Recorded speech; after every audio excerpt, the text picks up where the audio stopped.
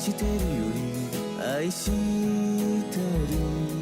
ことを伝える言葉がないのはきっと Well, hello there.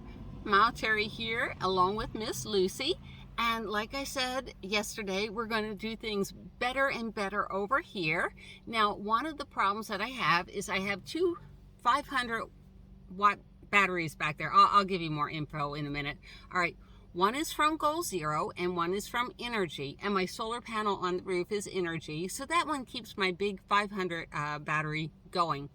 The problem that I have is my Goal Zero battery is buried back there, and I really, I was watching this woman. Now I have two fold-in solar panels. I have my little 28-watt solar panel, and that I normally just unfold it and put it in the dashboard. But I also have this huge 100-watt solar panel, and normally I clamp it to the side of my van with carabiners.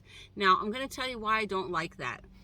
If I'm over at the dog park, someone can just steal it. Now, I do have a cable to cable lock it, but on the Goal Zero, it's just little cloth loops, and we'll look at them. Anyone, if you have a pair of scissors, you can cut those little cloth loops and steal my solar panel. So I don't want that to happen.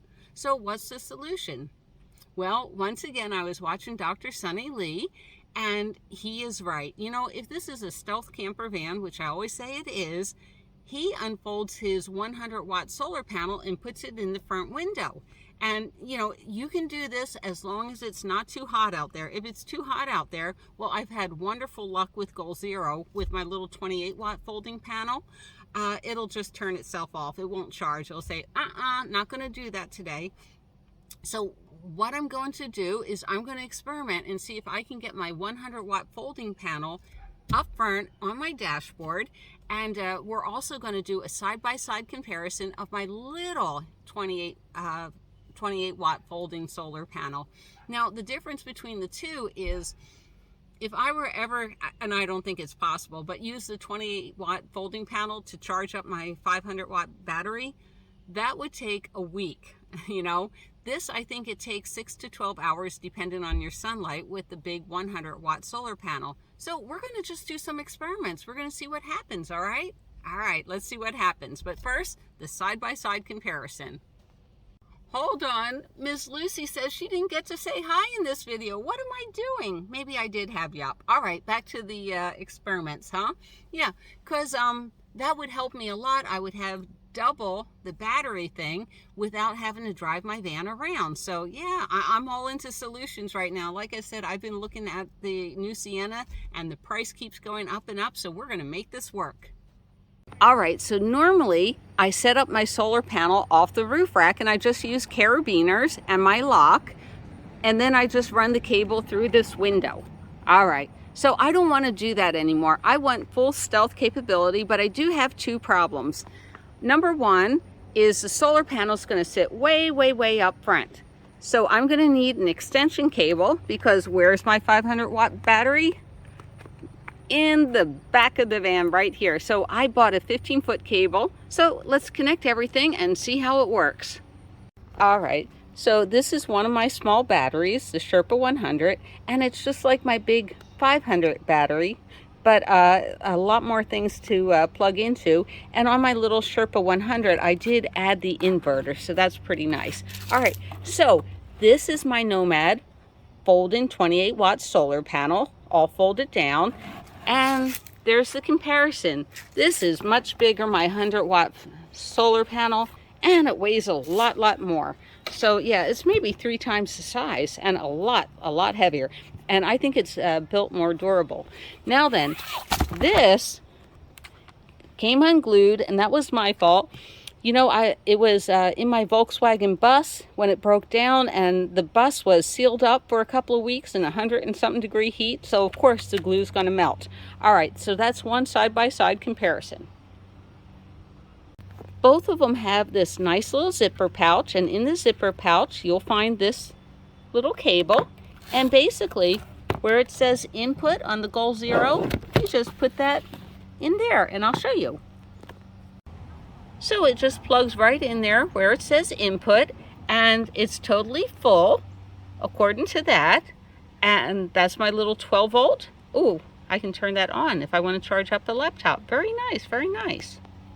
All right, just to give you a better view, this is the Nomad 28 unfolded, and that's what it looks like on the table. So it doesn't take up a lot of space. All right, so this is my Goal Zero 100 watt foldable solar panel, and we can see how much space that's going to take up. But will it fit in my dashboard to keep my charging safe? I don't know. And remember, I told you I was cable locking it here, but look at that. Anybody can cut that off, so that's not real safe. So that's one of the reasons why I don't want to attach it to the outside of my van. Anybody with a pair of scissors can steal it. All right, so let's go in the van and see if it'll work. Okie dokie, and for those that don't remember, this is the side that will always face the sun. And yeah, during the morning, I don't mind pointing the nose at the sun. This is where we get it, take in all the heat and everything. I have so many layers of insulation, it really doesn't bother me. And right there is usually where I keep that solar panel, but not anymore. We're gonna try this out. There we go. Now that's my little Yeti 150, and the 500 looks almost identical to it. That's 12 volt. There's the only input right there. There's my USB ports, and when I need to use my 110 so I can use my Hot Logic Mini, it plugs in right there. So it's the same thing as my big 500, but we just can't get to the 500. Let's move this cable so you can see it. There we go. And normally there's the little cell phone charger. Normally when I'm driving, I just keep it plugged in, but we're doing experiments today. So there's my itty bitty 28 watt solar panel, and the cable just goes right down to the battery. And that's what it looks like with this small one in. And like I said, it's not up against the glass or anything. And don't do this when it's hot out. But actually my Goal Zero will turn itself off if it's too hot out. And I hope you guys can see what it looks like on the inside. Yeah, I would prop it down better to make sure it's getting full direct sun, but this is just a quick little demo. So, because I don't drive the vehicle around enough, that's why that 500 watt battery is not getting charged up, and that's way in the back. So how am I going to get, I don't have a long enough cable from the solar panel to all the way in the back. So I asked Goal Zero, and what they said to buy was the extension cable. So this is a 15-foot extension cable, and what we're going to try is we're going to try to get that solar panel in the front and cable it to where it goes in the battery all the way in the back. Now I have no way of showing you that battery. I just basically feel around and stick it in. It's so dark back there. I love my she cave, but lost my train of thought. Of course I did. Okay, I'm just gonna hook this up to my front battery, and if it takes the charge here, it'll charge up my big Goal Zero, and I will be so happy. But like I said, I'm gonna make this vehicle work. The prices of the new Sienna keep going up, and Mount Terry can't afford it. So we're gonna make it work. And if Dr. Sonny Lee can do it, I can do it. And I got the idea from him, and he's right. It makes my vehicle a lot stealthier having my solar panel on the inside. And also I can be in the casino gambling and be charging up. I just love it. In safe places. Wouldn't do this in a lot of parts of Southern California, but yeah, let's see if it works. I'm so excited. Guys, you're not gonna believe this, but it fits. It fits. I'm so happy. I'm gonna show you. There is my Goal Zero panel, 100 watts, so it does fit, and it's going to get really good sunlight, especially if I park it in the sun. And also, I can prop this up without a problem. So, let's see it from the outside. There it is in my windshield. Oh my gosh, happy, happy, happy. Let's see if we're getting a charge. Now, I'm not parked in the sun, but normally I would park this in the sun. All right, I'm going to go hook it up. Let's see. So here's the input cable, and I'll put it in. Oh, and can you see the jump in? It works, it works. All right, let's try the extension cable. Yay! So this is the extension cable. Let me zoom out a bit. And basically, this will be the input end, and this is the male-female connector, so I'll put these two together. So it went in there quite smoothly. Now I'm going to take the extension cable down here and put it in input. And we have jumping. So I'm going to let this charge up for today. Yay, jumping is good.